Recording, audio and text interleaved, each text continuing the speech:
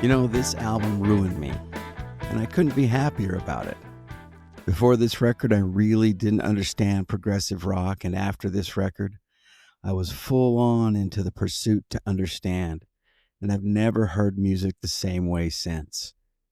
Hey, everybody, and welcome back to Dave's Side One. I'm Dave, your host, who discovered a completely different way to listen to music through this album over here at Art of Listening Records, where every record has a story, and every story starts on Side One.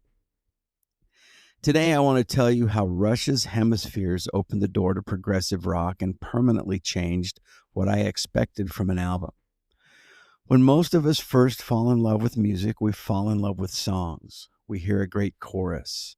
A guitar solo gets our attention. A riff stays in our head all day. We find the song we like, lift the needle, and play it again. There's absolutely nothing wrong with that. Some of the greatest records ever made grab you immediately. But I was still thinking about albums primarily as collections of individual songs. Then this album asked me to listen differently.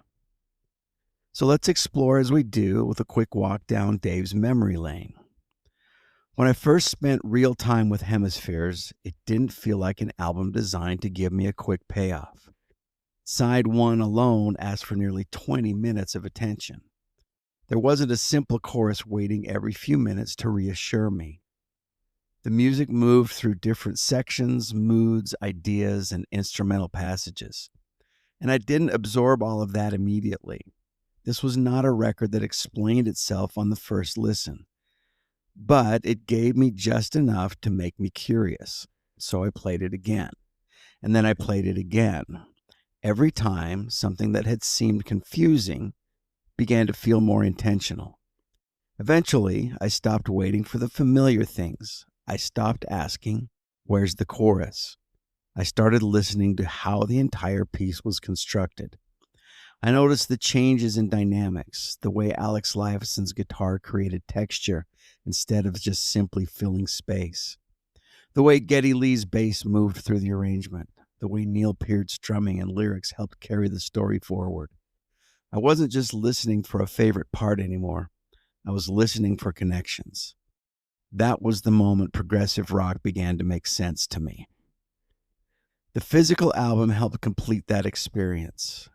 The cover tells you immediately that something unusual is happening. You take the record out, you look at the artwork, you read while the music plays. You turn the record over and continue the journey. That kind of participation matters. An album like Hemispheres rewards concentration, and vinyl naturally encourages you to slow down and give it that attention. This record didn't simply make me appreciate one Rush album. It gave me a vocabulary for exploring an entire style of music. It encouraged me to listen more carefully to Yes, Genesis, Emerson, Lake and Palmer, Kansas, King Crimson, and other artists who asked more from the listener. Not every album became a favorite, but I was no longer intimidated by complexity. I'd learned that an album could challenge me and still be enjoyable. In fact, sometimes the challenge was part of the enjoyment. I've owned thousands of records since then. Some are rarer and some are worth more. Some may even be better records, but very few changed the way I listen. This one did. It didn't just enter my collection, it changed the collection that came after it. So on tonight's Side One Spin, I want you to consider what album changed the way you listen to music. Not necessarily your favorite album. I'm asking about the record that opened a new door. Leave the album and your story in the comments. Your answer may introduce somebody else to the record that changes everything for them. Well, that's it for today's Side One. Thanks for spending a little time with me, and please keep that needle in the groove. We will talk to you tomorrow when I tell you why one album was important enough for me to buy it twice. See you then.